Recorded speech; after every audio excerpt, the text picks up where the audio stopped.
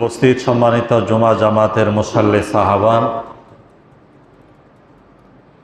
আজকের জুমার আলোচনার বিষয়বস্তু হলো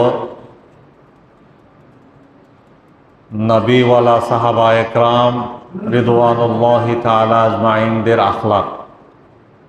এ বিষয়ে গত জুমাতে আলোচনা হয়েছে। বাকি যে অংশগুলো আছে আজকের জুমার আলোচনাতে সেই বিষয়গুলো সম্পূর্ণ করা হবে। যে আলোচনাগুলো হবে, সর্বপ্রথম আল্লাহ আমাকে আমল করার এবং যারা আজকের আলোচনা শুনবে সকলকে আমল করার আল্লাহ তৌফিক দান করুন, আমিন। সাহাবা একরাম রিদওয়ানুল্লাহি তাআলা আজমাইনরা নবীওয়ালা আখলাকে জীবনটা এত সুন্দর করেছেন যে তাদের জীবনে, তাদের সময়কালে শান্তির যত উপকরণ দুনিয়াতে এখন আমরা পাচ্ছি, এতগুলা শান্তির উপকরণ তাদের মাঝে ছিল না। ছিল কি? আল্লাহর হাবিব সাল্লাল্লাহু আলাইহি ওয়াসাল্লামের আদর্শ ছিলেন, যে আখলাকে গুণান্বিত হয়ে তারা এমন সুন্দর সমাজ করেছেন যে সমাজে এক অপরের ভিতর মায়া মহাব্বত ছিল, মিল মহাব্বত ছিল, হিংসা ফসাদ ছিল না। যে সমাজের মানুষগুলাকে দেখে বেদিন মুসলমানরা সাহাবা একরামের আখলাক দেখে দলে দলে মুসলমান হয়েছিলেন। সুবহানাল্লাহ।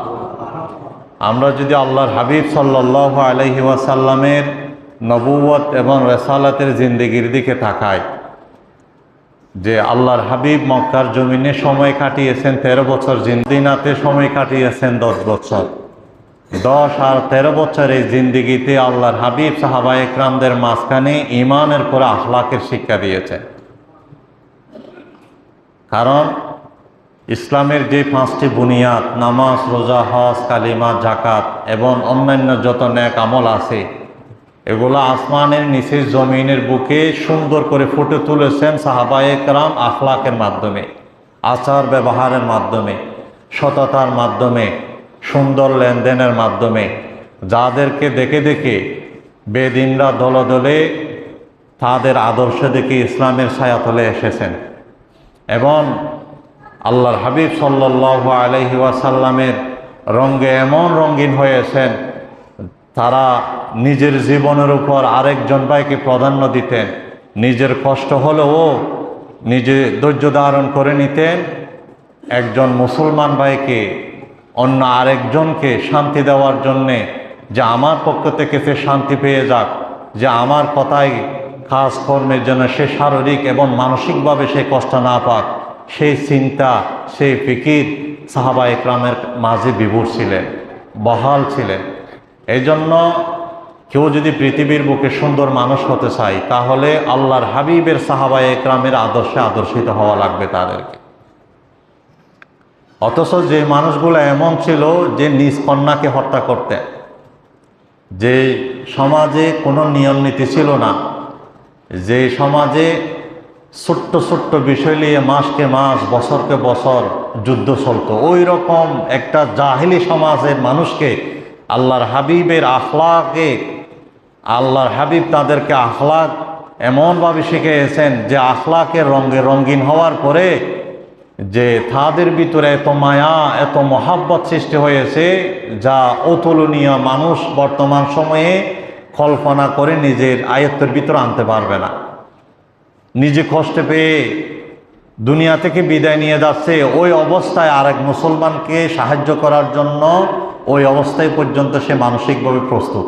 সুবহানাল্লাহ। এই জন্য আমাদেরকে নবীওয়ালা আখলাক শিখতে হবে। সাহাবা একরাম আল্লাহর হাবিবের কাছ থেকে শিখেছেন। কারণ নবী তো এমন নবী যার বিষয়ে আল্লাহ তাআলা বলেছেন, ইন্নাকা লা আলা খুলুকিন আযীম। ও হাবিব, আমি আপনাকে মহান চরিত্রের অধিকারী করে দুনিয়াতে প্রেরণ করেছি। আপনি মহান চরিত্রের উপর প্রতিষ্ঠিত, যে চরিত্রের উপর আর কোনো চরিত্র নাই, যে আখলাকের উপর কোনো আখলাক নাই, যেই নীতির উপর আর কোনো নীতি নাই, সেই নীতি আমি আল্লাহর পক্ষ থেকে আমি আপনাকে দান করেছি। সুবহানাল্লাহ, আল্লাহু আকবার। তো আমরা যদি সাহাবায়ে কেরামের আদর্শ অনুসরণ করি, আল্লাহ তাআলা আমাদের সমাজে, আমাদের ফ্যামিলিতে, আমাদের সমাজ ব্যবস্থাতে বরকত দান করবেন। গত জমাতে সাহাবাওয়ালা আখলাক থেকে 3টা আখলাকের কথা বলেছিলাম। একটা আখলাক হলো সমাজেতে মানুষ যদি শান্তি চায়, পারিবারিক জীবনে যদি শান্তি চায়, তাহলে মানুষকে একটা নীতি অবলম্বন করতে হবে। সেটা হলো যে মানুষের ব্যাপারে খারাপ মন্তব্য পোষণ করা, এটা নিজ থেকে ডিলিট করে দিতে হবে। এই মন মানসিকতা নিজ থেকে পরিহার করতে হবে। এটা আল্লাহ তাআলার ওয়াদা, আল্লাহ তাআলার বাণী। আল্লাহ তাআলা বলেছেন, হে মুমিন মুসলমানরা, তোমরা মানুষের ব্যাপারে খারাপ মন্তব্য করো না। ইয়া আইয়ুহাল্লাযীনা আমানু ইজতানিবু কাসীরাম মিনাজ-যন্নি ইন্না বা'দাজ-যন্নি ইসমুন। যে কোনো বিষয় শুনে হুট করে ধুম করে কোনো মুসলমানের বিষয়ে খারাপ মন্তব্য করো না, বরং পারলে তুমি মুসলমানের বিষয়ে ভালো মন্তব্য করো। ওয়াজান্নু বিল খায়রি মুমিনিন, যে মুমিন কালেমা পড়নেওয়ালা মুসলমানের সাথে ভালো ধারণা করো। এই নীতি সমাজের মানুষ, পরিবারের মানুষ যদি অবলম্বন করে, সমাজে আজ অশান্তি থাকবে না। এই গুণে গুণান্বিত ছিলেন সাহাবায়ে কেরাম। এই জন্য বর্তমান সময়ে যতগুলো শান্তির উপকরণ আমরা পাচ্ছি, সাহাবায়ে কেরামের জমানায় এতগুলো ছিল না। এরপরও তারা এমন শান্তিতে থাকতেন যে শান্তি সমাজের মানুষ খুঁজলে পাবে না। তারা এই শান্তি পেয়েছে কোথায়? আল্লাহর হাবিবের আদর্শের ভিতর। সুবহানাল্লাহ। তার ভিতর আরেকটা আদর্শ গত জমাতে বলেছিলাম, সেটা হলো যে কোনো মুসলমান ভালো কাজ করলে তাকে বাহবা দেওয়া, ভালো কাজের প্রতি আরও এগিয়ে দেওয়া, সাহসিকতা জন্মায়া দেওয়া। এটা হলো মুসলমানের, এটা হলো সাহাবায়ে কেরামের আখলাক ছিলেন। যে কোনো সাহাবায়ে কেরাম একটা ভালো কাজ করলে তাকে বাহবা দিয়ে ভালো কাজের প্রতি আরে ধাবিত করে দিতেন। তো এই সাহাবায়ে কেরামের এই আখলাক যদি আমাদের কাছে থাকে, আমরাও সাহাবায়ে কেরামের জমানায় যে সাহাবায়ে কেরাম শান্তি পেয়েছেন, সেই শান্তি আজ আমরাও পাবো। কিন্তু আজ আমাদের মাঝে সেটা নাই। কেউ একটা ভালো কাজ করতে চাইলে কিভাবে পারা যায় তাকে উপর থেকে নিচে নামাইতে, নিচে না পারলেও 2-4 জনকে বিরাইয়া তাকে নিচে নামানোর জন্য চেষ্টা করে। এই নোংরা চরিত্র, এই খারাপ অভ্যাস আমাদেরকে পরিহার করতে হবে।